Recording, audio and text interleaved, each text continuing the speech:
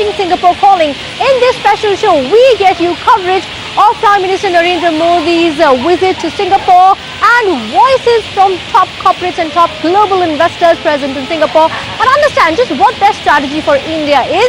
Our first stop is today at Deutsche Bank to understand what their India strategy is and the collaboration between Singapore and India.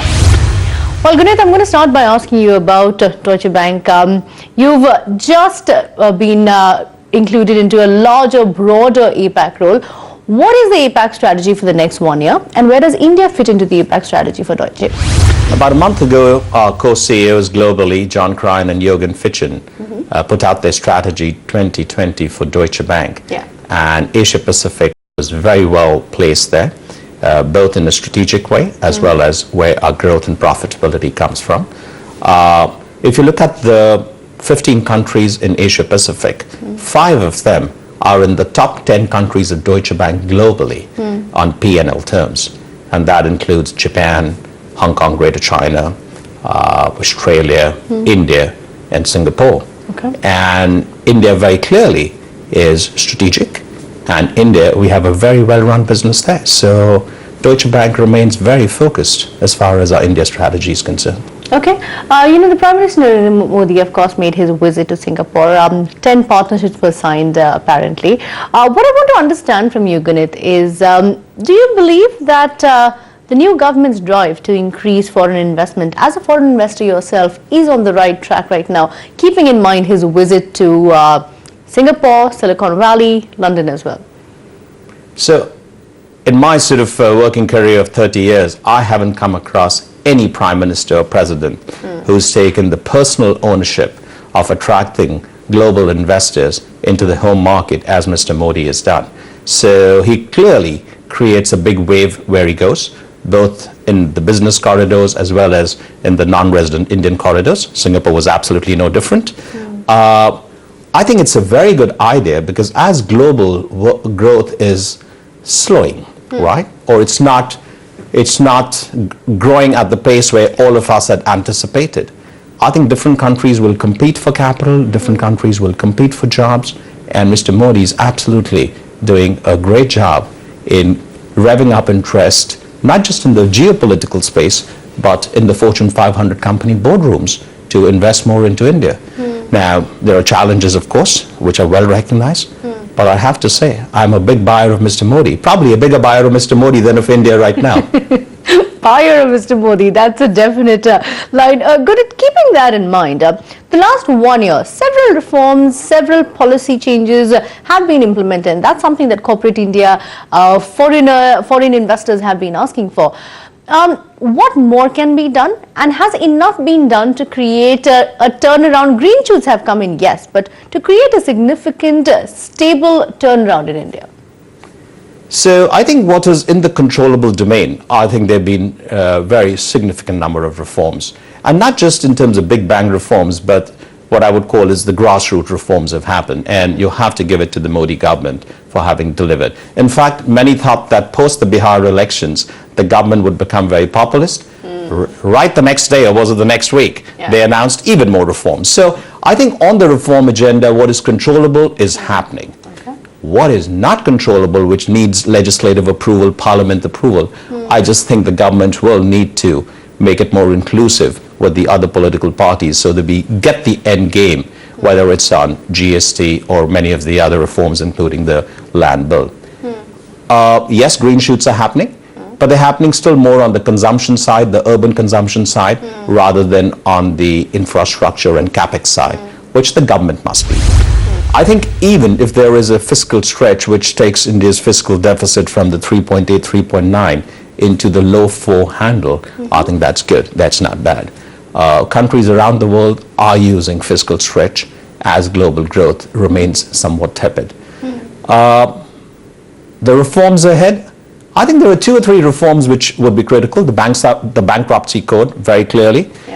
What the bankruptcy code will do is not subsidize the bad borrowers against the good borrowers, right? So it actually will reduce the cost of capital to the good borrowers, which I think every corporate, every good entrepreneur needs. I also think the government should think about creating a bad bank. Whether it was TARP in the US or it was how China addressed the bad bank issue, right? I think it's a serious thought which the government should have of floating a large rupee bond, the only purpose of which is to create a bad bank which buys out all the stranded assets, right? So it's something which the government could well consider. Frankly, at this point of time, I find global investors still more optimistic on India than some of the Indian tycoons. We also spoke to Everstone Capital based out of Singapore. They've been investing heavily in India and they are willing to invest up to $4 billion in the next 5 years if India's reform strategy was on track. Indian investors, of course, seem to have preferred Singapore to Mauritius when it comes to simplification of tax norms, when it comes to investment regulations. What specifically, when you're investing in India, what specifically can be done now in terms of easing the tax regulation, easing the way a Singapore investors can, or an investor can route their capital through Singapore and invest in India? Look, I think all the, foundation is there. Mauritius still remains the largest gateway. A lot of FDI comes in through Mauritius. I think the good thing is that the Singaporeans have put a system where it's not really a place where people do what is called jurisdiction shopping. You have to have substance, you have to have a base. MAS is a fantastic regulator, tough regulator.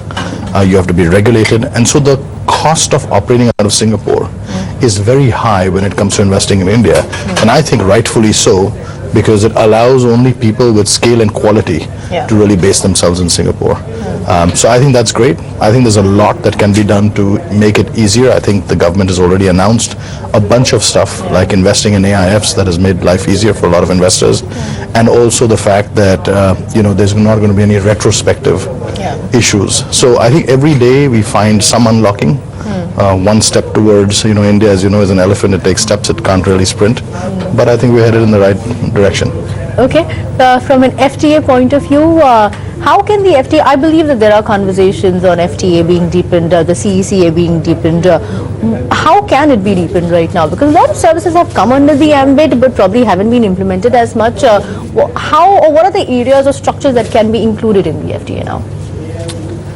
Look, I think it's not any one thing. The thing is, a lot of people hang their hat on one individual issue at a time, but the reality is that it's a series of many, many things that have to happen. They range from easing regulations to including things that can just come under the automatic route. I think the last series of announcements was a positive one. I think that there are 2 or 3 bits that go beyond just the investing bit that is important. If we are to continue to attract a lot of investment into India, the investors that come into the public markets, it's fairly simple. You buy stocks, SEBI, good regulator, all that is good. But if you look at the biggest source of real long-term capital that's going to come into India, and I'm speaking as an investor, in addition to companies investing, it's private equity, whether it's in real estate or it's in privately owned companies. But the laws, the regulations, the clarity, contract law, dispute resolution, all that is still a big quagmire in many ways for international investors. If you can focus on how to make that bit easier post-investment, I think you will find a huge amount of investors get more comfort, huge traction, maybe strengthen the company law board a lot more to deal with international investors who are investing in India rather than go through the traditional court system. But there's a lot that can be done on that front. Okay, so speaking of investments, Everstone, I believe, has above $1 billion of investments ever since it was set up in India till date. So will the pace of investment now increase, given that there are efforts being taken to be able to increase investment to make it easier to invest in India? We actually have invested over $2 billion in India in the last few years. Real estate and private equity. We will be increasing that substantially over the next couple of years. We have a majority of our investments are investments we own ourselves, whether it is companies or whether it's real estate. We are the largest owner developer of industrial warehouses, for example, in India, which is really infrastructure and a really big need for the country as the government embarks on its big roads program. So I think we're excited, but at the same time, I think the 2 biggest concerns are how investors will get treated when dealing with situations in India, and whether we'll have to go through the same process that everybody else goes in, which will make it harder to deploy capital. And the second bit, generally speaking, whether we will continue to see the currency be somewhat stable, because remember, at the end of the day, we are investing in rupees, but we are really non-rupee investors. And so you may do really well in India on the ground, but if the currency kills you when you look at what your capital gain is, that becomes a source of concern. And that's common across all emerging markets, but I think it's a balance that India has to maintain between exports, where weak currency is good, and inward investments, value destruction, where a stable currency is more important. And with that, it's time to take a short break. On the other side, we get you Singapore's largest agriculture commodity trader and Singapore Exchange.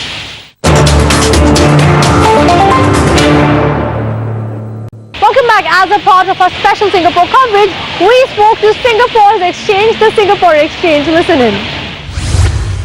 We are today, I believe, the only stock exchange which has a presence on the ground, both in Delhi and in Mumbai.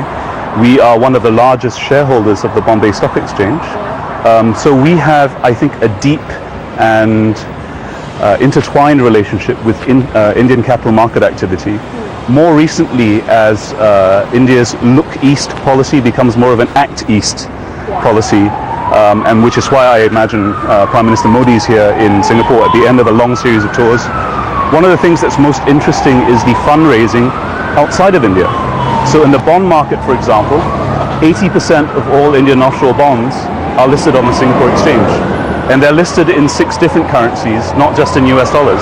We have bonds in Australian dollars, Singapore dollars, US dollars, yen, euro, even the RMB. And this represents 10% of the bond listings that we have.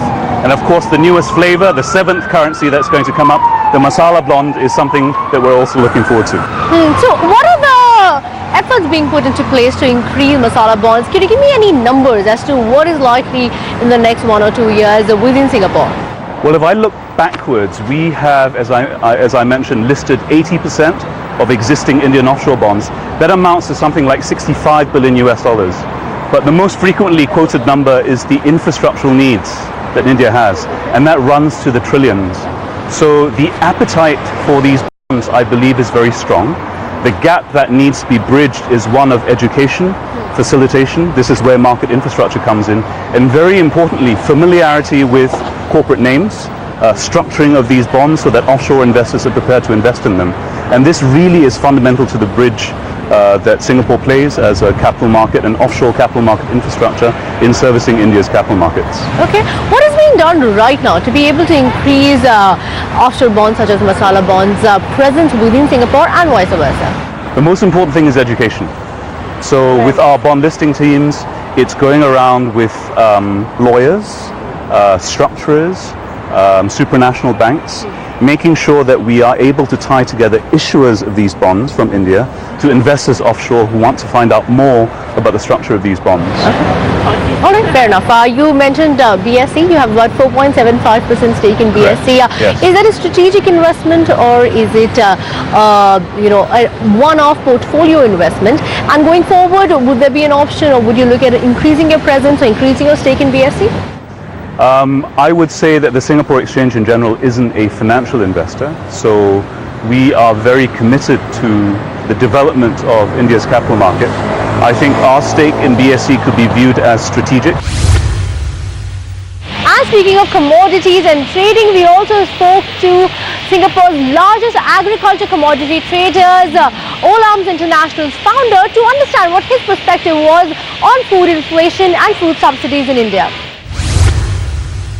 You are looking at expanding in India, so you have about 4% of revenues coming in from India. Could you give us a sense of the exposure or the commodities that you have larger exposure to, and what are the areas or what are the commodities that you would be looking at expanding in within India? So we are we are in about 10 states in India, and we have about 13 manufacturing and processing facilities within the agricultural supply chain. Our large businesses are in the edible nut space. We are in cashews, we are in peanuts, and then we bring in almonds, and we will be bringing in other edible nuts like pistachios and hazelnuts. Globally, we are the largest edible nuts company in the world. We are also very active in India in coffee. So we have 2 curing facilities and processing facilities in coffee in the major producing regions in the southern part of India. We are engaged in cotton ginning and domestic trading of cotton, import of cotton, export of cotton. We are in sugar, we have 2 sugar milling facilities. And again, in all of these sectors, when we are in grains and rice and everything else, we are looking to, we are in spices, so we are looking to invest further really in food processing. And that will require some enabling environments. So for example, in cashew was a manual processing production system in India for 6-7 decades. India has established itself as the hub for cashew processing in the world, but all of it was manual processing, which was not very efficient, not very effective. So we have now combined proprietary technology from different parts of the world, from Brazil, from Vietnam, from India, to mechanize that processing as much as possible to make it more industrial. And therefore, in that regard, labor reforms are very, very important. Today, there is some inflexibility in the labor system in India, and making it easier for people to scale capacity flexibly or bring down capacities depending on world market conditions and situation would be important to attract more investments in India. If you see the rate of growth of the cashew processing industry in Vietnam compared to the cashew processing industry in India, Vietnam has had a faster rate of growth. And that is largely because of the labor systems in Vietnam are more flexible, although again it's a more socialist state, it is more flexible than the labor systems in India. So with the right policies and the right enabling environment, GST, labor reforms, agricultural infrastructure investment, you can really transform Indian agriculture. And that will be very important to meet the challenges of food security, water security. India has nearly 18-19% of the world's population. It has only 7% of its fresh water. So how do you maximize crop per drop of water? How do you improve water usage efficiencies? It's very critical. In terms of, there are, as you said, efforts that are being taken, but do you believe that given the kind of efforts that the government is taking right now, given the kind of reforms that the government is taking right now, do you believe that the Indian government will be able to arrest food inflation, at least in the near term, or do you think that's a 2 to 3 year game? What is the timeline that you're pegging to be able to arrest food inflation? Oh, this is a much longer term game, investments in agricultural infrastructure, investments in agricultural research, partially modernizing the farming systems. These are all long-term objectives. And the problem is most governments in most countries are elected in 4-year cycles. If they take these long-term decisions, it is not going to serve them well in their term in office and they want to get re-elected. So a lot of these long-term decisions are sort of postponed. And that's why I like Singapore, and that's why we relocated our business to Singapore. The government takes a 25-year view. They take a real long-term view. It's not about the next election cycle. And in the 30 years that I've been out of India, I've never felt more optimistic about India in terms of what this government is trying and seeking to achieve. But we should not have false expectations, and the government should think long-term and put in place the policies and programs that are required to make India competitive globally in the long run, and not feel succumb to react to short-term pressures. So how long would you give the government? There's some shoots of, there's some green shoots in the economy. The cat has been arrested to an extent. In terms of the overall GDP figures, we are expected to grow at 7.5%. But how long would you peg economic recovery? Or a larger sustainable economic recovery, let's say that. Would you give the government a mid 3 to 5 year term, or would you say longer than that? Our view is that we are living in a world post the global financial crisis, which is going to face a prolonged period of subpar growth. So the trendline growth of 4.5% that we were seeing globally before the global financial crisis is now between 2.5% and 3%. So there's a dramatic realignment of global growth expectations. And I think given the macroeconomic pressures globally, we have to reconcile ourselves to a prolonged period of subpar growth. Within that context, India growing at 7.5 to 8% is remarkable. I mean, I don't see any other part of the world where a large economy... we meet that so I think between 7 and 8% India will do. And that is remarkably strong. But India needs a higher rate of growth given the additional numbers of people coming into the working age population, you need even a higher rate of growth. And it is possible for India to achieve it with the right policy framework and the right government policies, because there is a lot of entrepreneurial spirit in India, and that needs to be sort of unleashed, and everybody globally accepts that.